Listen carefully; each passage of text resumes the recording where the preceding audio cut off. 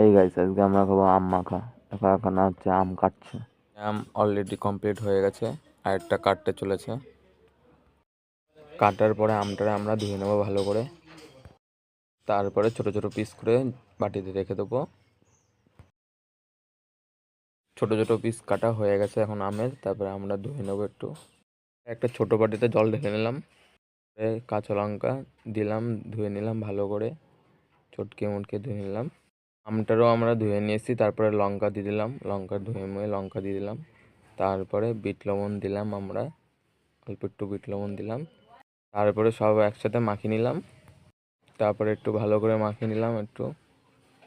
তারপরে কাসুন্দ ছিল, কাসুন্দ দিয়ে দিলাম একটু আমরা।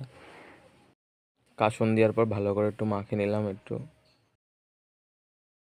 মাখানোর পরে হালকা খানিক একটু চিনি দিয়েছি আমরা।